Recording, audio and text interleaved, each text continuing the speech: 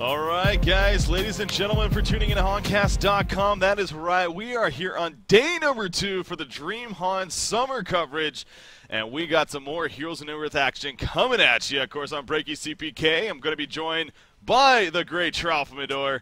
How you doing, Trouf? Hey, I'm doing good. We had some actually pretty decent games yesterday in the round of 5-12, and there's going to be some more well-known teams kind of stepping on to each day as we go further and further. And I recognize some of the names already from this game, so I'm looking forward to it. Yeah, definitely. It's a good thing to bring up. I mean, obviously yesterday, and the interesting thing about yesterday, from my experience at least, usually in the beginning rounds of a very, very big tournament such as this one, of course, a 512-team limit tournament, you know, you don't expect it to be maybe the greatest matches. Yesterday, as you said, it really wasn't that bad for being a first-round matchup. So it was a great way to get it kicked off. We had a couple of longer matches. Ended up only being 2 games in total, but definitely a good amount and plenty of action. So today, as you mentioned, though, we got a couple of couple of players that we even recognize here in the matchup that we got planned for you guys. And with that said, the matchup that we're going to be covering today, actually, for the round of 256 is Q Squad, also known as QsQ. They're actually number 112. I say that because this Q Squad team, of course, for those that may know it, Nova actually ended up leaving Fnatic Raycall about a couple of weeks ago now, maybe even close to a month now even, but he actually ended up starting his own little project, his community project, where he actually started up this Q Squad organization, and what it is, it's not just one team, it's actually multiple teams to not only get people experience that want to get experience on the competitive scene, but also, you know, have actually a legitimate chance at doing well in tournaments, such as perhaps this team that we have here today in QsQ112. So I believe they signed up with 6 or 7 teams total for this event under the QsQ tag, so it kind of gives you an idea of what they're doing over there. They're going up against Evolution Gaming, a team that I honestly don't know really anything about. I believe, though, they're actually some Greek players, so I happen to be 50% Greek, so I'm going to be, you know, perhaps maybe rooting for them a little bit. Not going to lie, a little bit of bias there, but I'm looking forward to another great matchup today, though, Trouf. Yeah, I think Nova's done a really good job in the community right now. It seems like everywhere I step, there seems to be people from this QsQ team, or, you know, parts of them. In fact, even I think in the Clan Milk tournament, as we got to the quarterfinals, and I was still playing with TDM, we played a branch of the QsQ team, if you want to call it, and they gave us a run for our money. They were pretty damn good. And so, yeah, I'm really looking forward to this match. Yeah, can't wait. With that said, I believe both of the teams are ready. Just wanted to make sure there, and it looks like they are. So the countdown has begun. We got QsQ team number 112 going to be taking on Evolution Gaming here in our Day 2 coverage matchup. So, of course, best of 3, like it is all the way throughout the whole tournament. We got a best of 3 here. So, game number 1 kicking it off, of course, going with the lock picking. And this is a big thing about this tournament. We stressed it at the end of the coverage yesterday, how really intrigued to see how the lock picking mode especially does throughout this event. And so, we're going to get another idea here of how it plays out. But we see right there, the blind bans have happened. We have Tundra and Wild Soul actually banned by our Legion team. And then Pebbles and Magnus banned by the Hellborn side. So we got Wild Soul thrown in the blind bans here, Trouf. Well, yeah, I don't know. The only thing I can say to that is obviously Tundra's a strong hero. He usually is typically not banned in the blind banning phase by the Legion side, since Legion side does have first round of picks as well as the lock picks. Yeah. But Wild Soul, that's kind of an interesting one. We usually don't see that banned. Maybe they've had some bad experiences where they play against that hero, and I mean, it is a hero when you come to the late game that can have 12 items compared to 6. So it could be a big nuisance to deal with, and maybe they just didn't want to have to, you know, use their efforts to deal with a Wild Soul. Mm-hmm. Well, no matter the reason, of course, having the blind ban there. Now the locks have started, so we got the Behemoth lock from our Legion team. Of course, FJ, you see right there, definitely one of the players that both of us recognize as far as this game goes, as well as Roll, also known as Roland. He's actually more of an old school player, and then even Kipidje. I hate that name. Kipidje. Anyways, I know he's pretty popular, pretty active, I should say, in the competitor forums, and he's known by a lot of the competitors. So, yeah, on the Legion side, definitely have a couple of recognizable faces. Again, on the Hellborn team, not too sure. But anyways, the locks have happened. We got Behemoth, the first lock, Demented Shaman Glacius to follow it up, and then Aluna Monkey King, actually, to go for the Legion side. So what do you make of these locks so far, Trouf? I'm rewarding last. Well, like I said, I talked about yesterday, there's 2 different kind of strategies to do the lock picking phase. Or I should say the locking phase, and one of them is to throw a bunch of kind of crap heroes heroes that aren't very viable. But this is Yeah. not that strategy. This is a different one. This is kind of throwing a bunch of very viable heroes, very versatile heroes. So I think this is the type of locking that we're going to see in most of the games that we cast, and most of the games that we cover. And it's a much more safe strategy. And you know, putting heroes in the lock phase like Glacius, Aluna, DS, they can kind of go into and fit into every single lineup. So yeah, I think this is a pretty typical lock. Yeah, I mean, you got your Monkey King and Emerald Warden to finish it off, of course, but something tells me, especially, you know, Monkey King is a hero that I know a couple of players on the competitive scene are very much so knowing to play and can play very, very effectively. So this may be a case of somebody over there on the Legion side perhaps knows how to play that hero, and so if you're able to lock a hero like that, knowing that the opposition, that just limits the amount of choices that they even have if they can't feel comfortable playing that. So definitely think that perhaps the Monkey King and even the Emerald Warden to an extent could possibly be those. But yeah, you're right. The other four are definitely very, very versatile when it comes to lineups. The bans obviously happening. We ended up having Silhouette, Forsaken Archer, Torturer, Wretched Hag, I believe Armadon, and then even Scout actually banned. Scout was banned by our Legion team, so not too sure what the deal with that was. Maybe they did some research or simply wanting to ban them and not something else. But what do you make of the actual bans that happened here, Charles? I don't know. I think that they were just kind of rushing through it. If you saw, they banned and did everything like within a matter of 10 seconds. Yeah, that was cool. I don't think too much thought was really honestly put into it. I think they were just, I think maybe Legion, they both kind of had their strategies, and yeah, nothing else to say there really. All right, well, Bubbles the first pick, though, by our Legion team, and then you got a follow-up Nymphoria Moraxis. So are you confident with that Bubbles pick, or you think they could have done better? I think it was a little hasty. Bubbles is definitely an extremely strong first pick, a great suicide laner, probably the best. Simply because he hits level 6, he's not item dependent by any means. Obviously, you know, things like Portal Key and Hellflower are more of luxury to him. It's not quite standard. He can be just as effective using his abilities without farm. That's why he's so good. So he's a great first pick, but I am a little weary that they did not ban Nymphoria, and that he's actually picked up in the first round of picks for the Hellborn side. And Nymphoria is an extremely hard hero to deal with because she opens up the map for your team, makes it really, really hard for the other team to farm because you're constantly weary of that Nymphoria gank. Yeah, and of course you see the Moraxis to follow it up, as you mentioned too. So very strong couple of first picks there here for our Hellborn team. Again, Evolution Gaming. So that's looking pretty good for them here early on. And back to the Legion side, obviously, again, you'll look at that lock pool, and there's, as you mentioned, really 3 heroes that can play very, very solid support style. So they didn't necessarily need to go for that here with their last couple of picks. Instead, they do go with the Polywalk Priest and Corrupted Disciple. So Corrupted Disciple going to be that kind of range carry hero of choice over heroes like, well, Dark Lady and Magebane even, we obviously still see on the board. But Legion team decided to go with Corrupted Disciple pickup here. Yeah, I like the CD pickup. It's generally thought of as a counter to kind of these tanky-ish heroes. Heroes like Armadon, Moraxis, Cthulhu, those heroes that were very popular in the metagame about a couple months ago. Corrupted Disciple was thought of as like the hard counter to that. And I actually don't particularly like him that much against Moraxis because the Corrupted Conduit is very easy nullified by the, I don't know what the W spell of Moraxis. Arcane Shield. Yeah.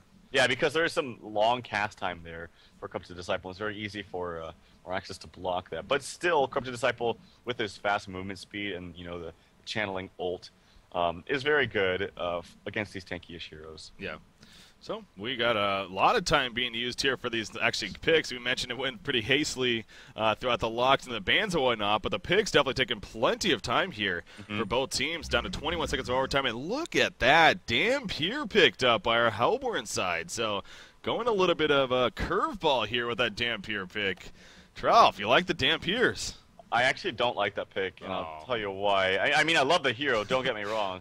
Especially in pub games, I mean, that is one of my favorite heroes to play. But you have to think about like how effective is it going to be against these heroes that they're already showing, not to mention what they could be picking. So right now, Dampier is not that great against Bubbles for obvious reasons. You go in and use your flight spell or whatever it's called. What is this? The Vampiric Flight. Yeah. And it's very easy for Bubbles to disjoint these spells as well as the fear that comes out from Dampier. Also, with Corrupted Disciple, he's going to get a little bit tanky and he's going to have very high movement speed. and that is kind of a counter to Dampier, and Yeah. so his spells are not going to be that effective to that team. Yeah. Well, they got their now 2 last log picks here, and you know they got some choices. Obviously, they already have an M4, but you still got even a Glacius on the board if they choose to go with him as well. And then you got to think of the lanes, of course, on top of that. So how are they going to go about the lanes? And obviously, these last 2 picks definitely can make for that. Well, we see Behemoth right there, and there you go, Emerald Ward and Behemoth are how they're going to finish off. So. That's how they choose to go about going about their lineup. So and then Glacius snap picked pretty much by our Legion side, so they're pretty happy apparently that they got the Glacius pickup. So we'll continue with the Hellborn side. So just we're talking about that. So they finish off with Behemoth and Emerald Warden. How do you think Hellborn team did overall here, Trev? I think they did okay. I love Behemoth pick. I think Behemoth is overall, one of the strongest heroes in the game. I talked a little bit about Emerald Warden yesterday, and it came to bite me in the ass because I was like, I don't like Emerald Warden, and then she ended up, hitting like a truck. Yeah. But I still really don't like that hero that much because it takes so much to get her farm, and she's very, very item dependent. Mm-hmm. But when she does get those items, like I said, she hits like a truck. Yeah. And we'll just have to see if they lane it properly. I'm guessing they're gonna lane the Emerald Warden with Behemoth, do a Nymph4 with Meraxis, and then have Dampier solo mid. All right. We'll see. I'm really intrigued by the Dampier. Again, he's definitely a hero that we don't get to see too often. Actually, using one of the ultimate skins even, which is pretty cool. But anyway, so look at to see how Dampier. And another thing about Dampier, we actually did talk about this recently when we did happen to see him. Actually, I believe it was in that Clan Milk tournament where he happened to be picked up because of the lockpick pool.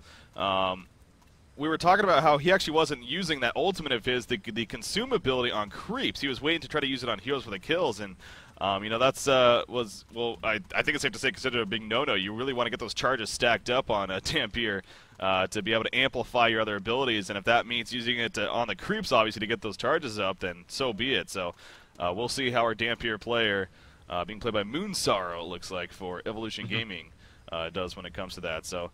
Legion team, on the other hand, of course, so they finished off with that Glacius pickup. I mean, I'm looking over on this Legion side, and honestly, that looks like a pretty damn good lineup. The lanes look pretty solid. I mean, it looks like they're actually going to be running a tri-lane even, yep. Of course, with Polywog Priest and Bubbles as the solos. So how did Legion team do?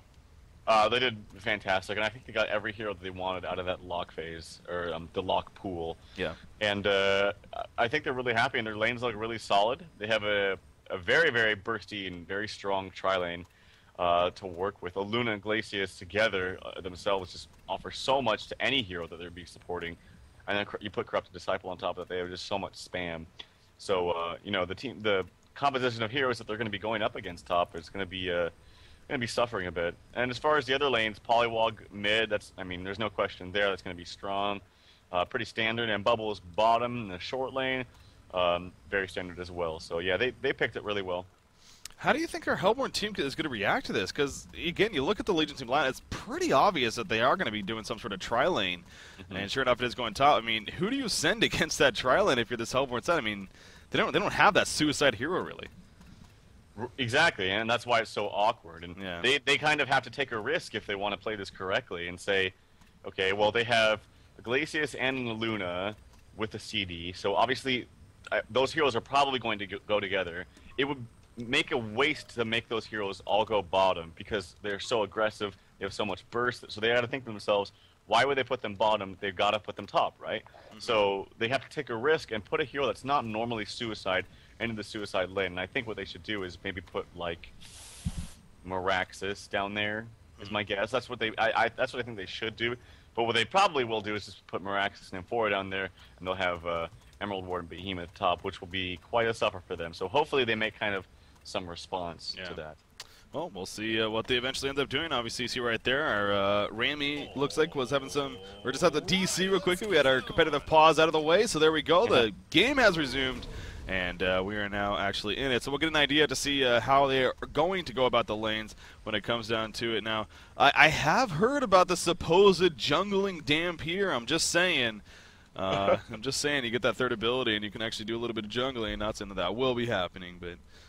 Just putting that out there, but yeah, it looks like he is actually headed towards the middle lane, so I think you pretty much called the lanes here for our Hellborn side. Yep, Behemoth, Emerald Ward on top, Dampier middle, and then you got Meraxis and Nymph4 at the bottom. So No doubt Emerald Warden is going to have a hell of a time up here at the top side and really going to need to be careful not to die. You see right here, in fact, Legion team doing a little bit of roaming, and if Behemoth or Emerald Warden get caught up in the jungle, that could be the quick bloodlust kill. So how is the Hellborn team going to respond to this? That's going to be the key here for their side, and whether or not, if they even do, I mean, we'll see. So going to be interesting play here from this Hellborn side to see what they do about the laning phase. So.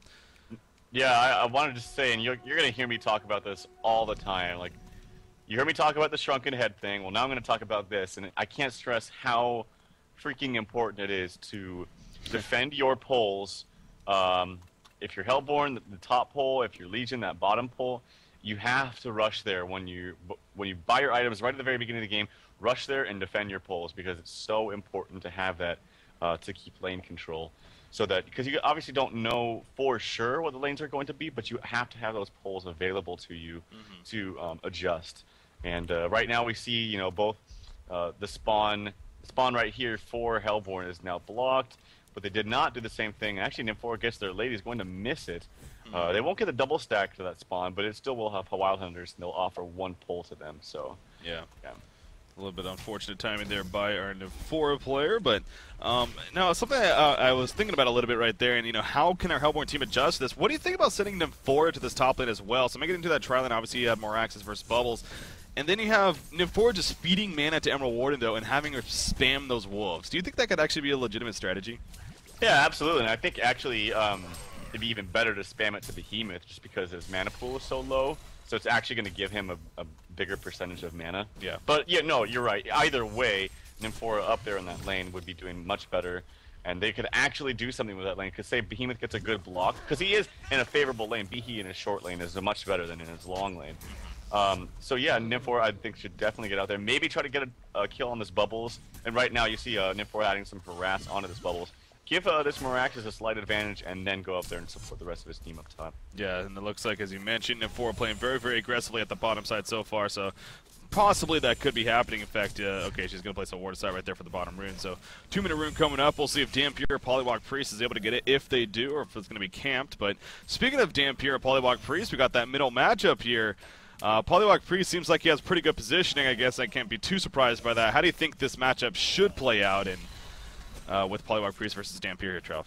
Well, I'll tell you, this Dampier did not go the correct items in order to face. It was very obvious who was going mid. It was 100% Polywog was going mid. And when you know that, and you're a hero like Dampier, actually, when you're pretty much any melee hero, 90% of the time you're going to want to get a shield hatchet tango. Not like 90% of the time, because it mitigates so much auto attack damage from ranged heroes, and he did not do that. And as a result, and actually gets a DD, he's gonna put the flight as well as the fear onto him. And actually, that double damage rune is just so important. It does so much damage. But anyway, you got to have that shield to mitigate that damage, because otherwise you're just gonna take so much harass, and it's gonna force you out of the lane. Yeah, as we said earlier too. You know, Polywog Priest's positioning of his is definitely a big part of it. He's able to do that because of the lack of the Iron Buckler. Course on Dampier. The Iron Buckler, yeah. I was calling Iron Shield. Whatever. Same thing. Why is he started with Shield? He's so silly. Oh, top lane, Emerald Warden, a little bit of trouble. The Conduit's applied. One more attack. Yes, it's going to go off right there. He dodged the power throw, but the Conduit auto attack, too much to handle by Corrupted Disciple right there. So Bloodlust Go coming out. They may go for 2, actually, and Behemoth in a lot of trouble. Going to eat his way through the trees, trying to escape right here, but no, he's going to fall. Who's going to get the kills in question? And it will be Fresh Blunts right there, playing Corrupted Disciple. So double tap to start off this game. And now a 2-0 hero kill advantage in favor of Q Squad. So excellent start for them. That's exactly what they're looking for, of course. And it makes you wonder even more, when is EvO going to make that change? I guess they're not. I mean, at this rate, maybe they're just going to stick to their guns and hope for the best. But that's going to suck for that top lane even more and more as this game advances on here. Yeah, they need to do something, because they're just, like I said, this Glacius-Luna combination, and then you throw Corrupted back, you know, on top of that. It just provides so much spam to the lane. Yeah. And they definitely are going to have an edge. I would send Nymphoria immediately top, but if they don't do that, like say within the next 4 minutes, they just need to abandon that. Have Behemoth roam and solo Emerald Warden to maybe get something jump started in another lane. Yeah, I mean, for right now, definitely still sticking to it. You got a Luna actually roaming to the middle lane here, and trying to set up a gank attempt onto Dampier, but not going to get enough good enough of a position So Dampier looks like he's going to be fine. Obviously, you see Dampier now with that bottle, but so does Polywalk Priest, and Polywalk Priest actually going to bottle up the haste and haste, or runes in general. Obviously, so important in that 1-versus-1 middle matchup. So Polywalk Priest is going to have a good time with that, and he's going to be getting pretty close to level 6 as well. Look at that CS difference between Poly and Dampier. What are we looking at? 28 and 10 compared to 7 and 4. Yeah, you talk about domination. That's definitely a perfect case of that. So, but like I said, he's got a haste rune bottled up. So as soon as he hits level 6, Dampier better be running for his life, because that ward trap very, very likely going to be happening, and free kill for Polywalk Priest. So it's going to be interesting to see what happens here shortly. Yeah, he can actually, if he's close to the enemy creeps, he can actually flight out of it. Yeah. But you know, it's not always the most easy thing to do, because if you're away from the creeps, obviously. Wow. Oh no, did I miss a kill onto Yeah, I had it on camera, so that's cool. But Bubbles just, again, it was Nymphora harassing Bubbles, doing what she's been doing, but she did not gauge how much damage Bubbles could actually do in return with that level 2 Shell Surf in the Song of the Sea, and all of a sudden a lot of bursts came out, and before she knew it, a couple of auto attacks later, she was dead. So just a bad judgment there, really, coming out from Rami playing this Nymphora. So that's not what you need here for a Hellborn team. So. Yeah, that's always the most demoralizing thing, is losing the lane against the Suicide Hero when you should be crushing them. No, they shouldn't be really crushing Bubbles. I mean, he's getting experience, but he has no farm. So they're doing their job, but yeah, you can't die like that. Can't give him a kill.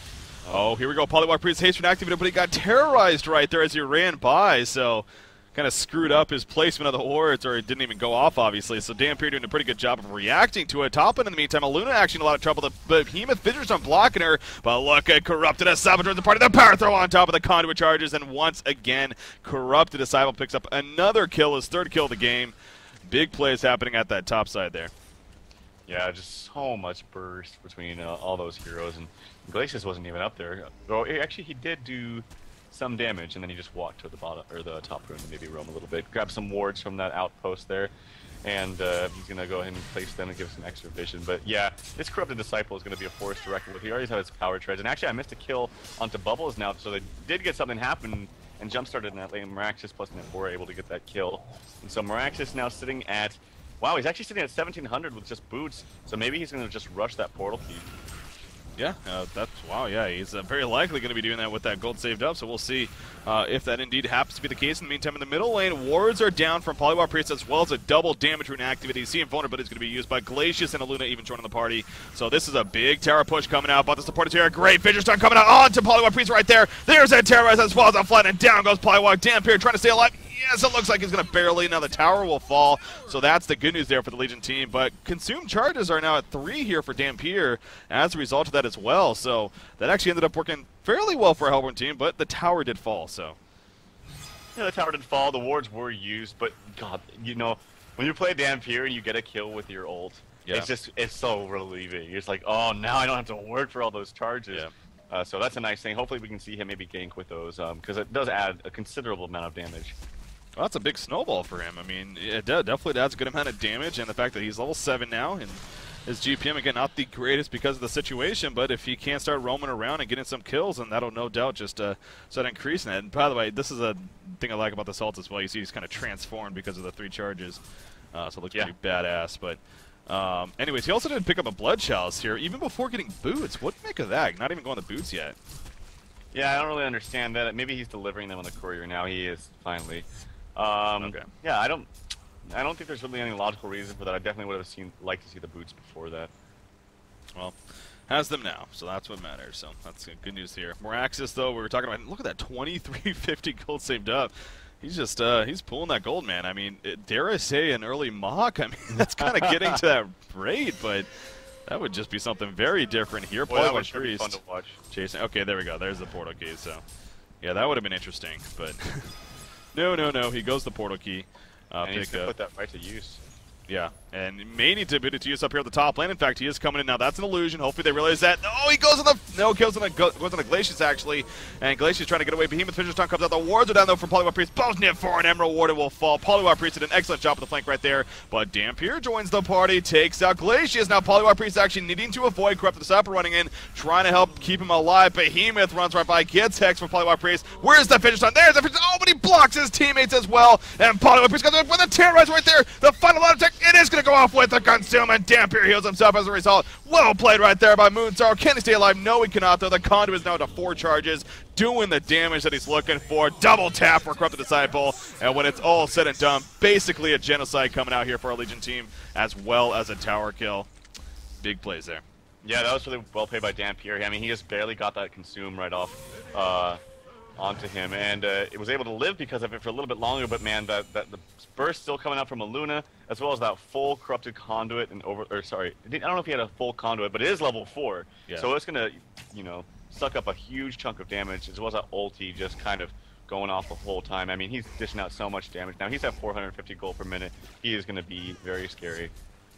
Holy crap, he is. Yeah, 450 GPM, and really, Polywar Priest is about there as well.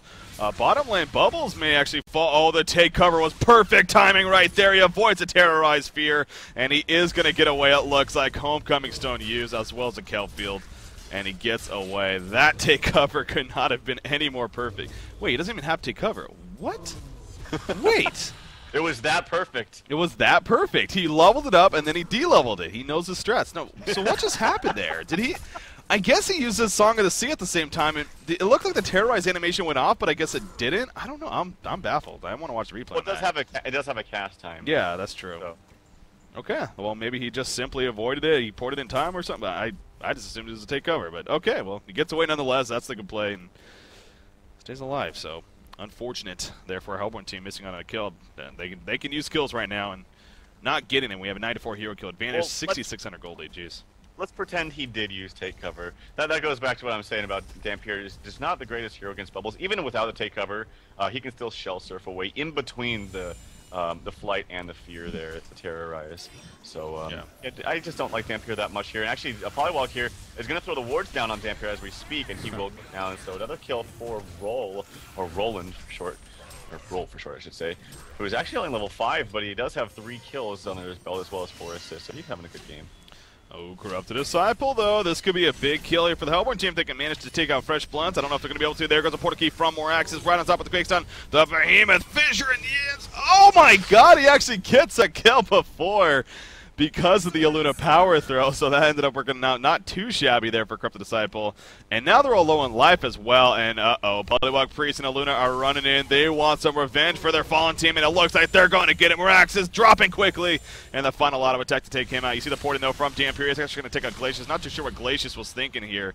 Beyond the tower even. Oh, I'm not too sure what Nymph4 is thinking. Oh my god, Nymph4 is running around as well. There we go with the kill on a Glacius.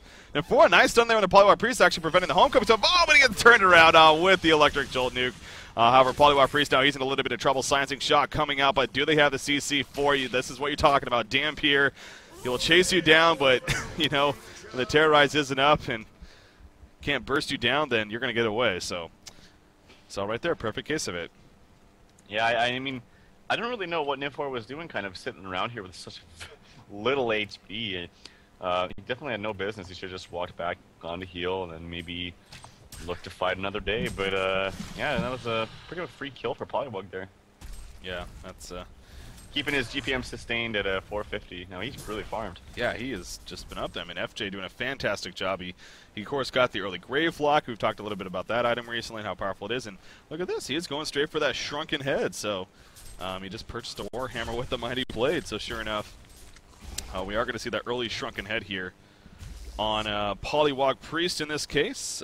Speaking of more item pickups, actually, let me actually pull up. I apologize, I didn't have that up this whole time. Anyways, we got Corrupted Disciple, Helm of the Black Legion, as well as Steam Boots as well. So he's obviously off to a great start. No Mystic Vestments just yet, and I do question that a little bit against this Hellborn team, especially as heroes like Dampier, but not necessarily the biggest deal in the world either. Other than that, nothing really standing out too much on either side when it comes to items, and that's a big problem. I mean, you look at Emerald Warden, that's just nothing. I mean, 130 gold per minute. She has boots and a Guardian Ring. It's yeah.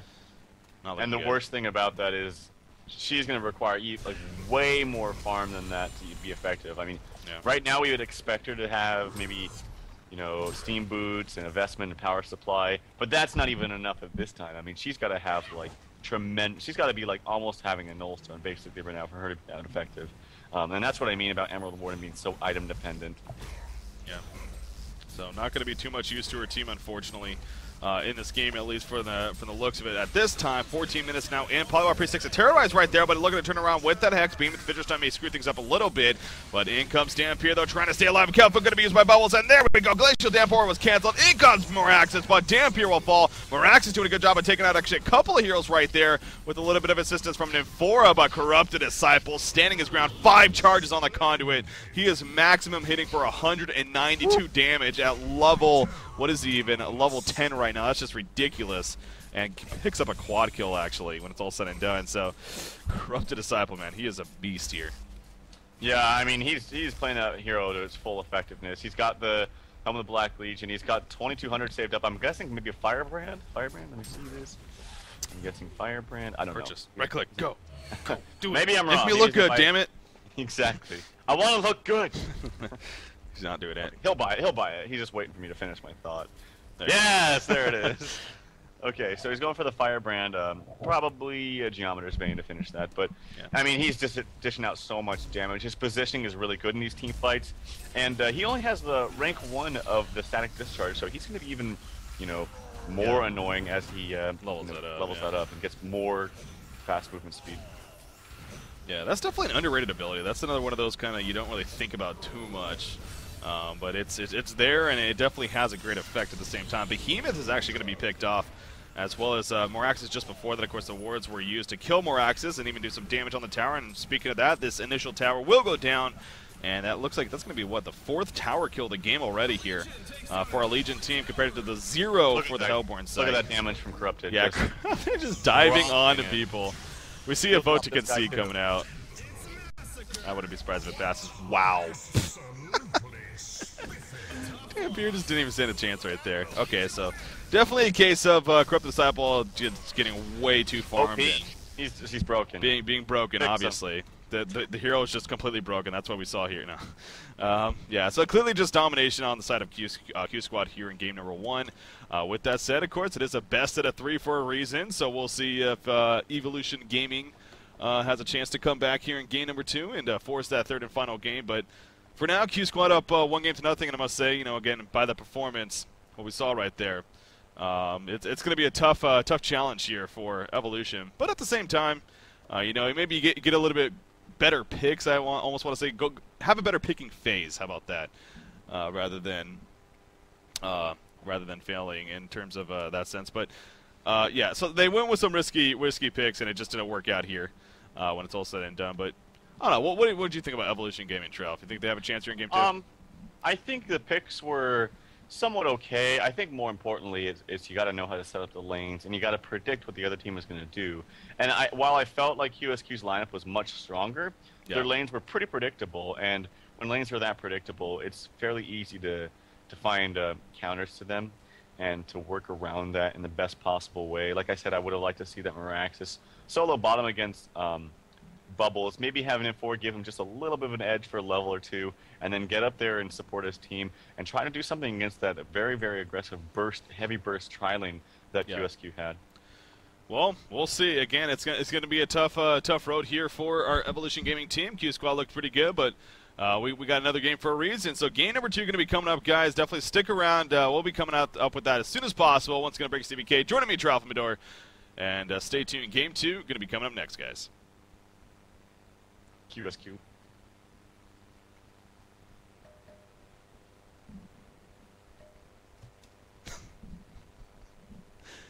That is not correct. Q Squad was victorious. That's right. Oh, FJ whispered me and told me, he said, they are not QsQ, that they're something else.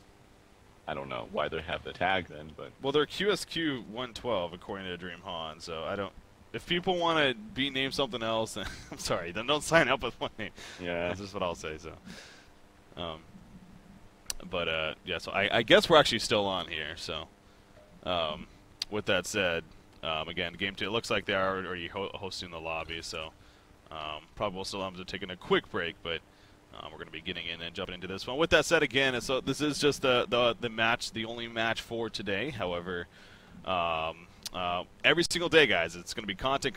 So with that said, again, we're going to take a quick break here. We'll be right back. Game number 2 going to be coming up shortly, guys.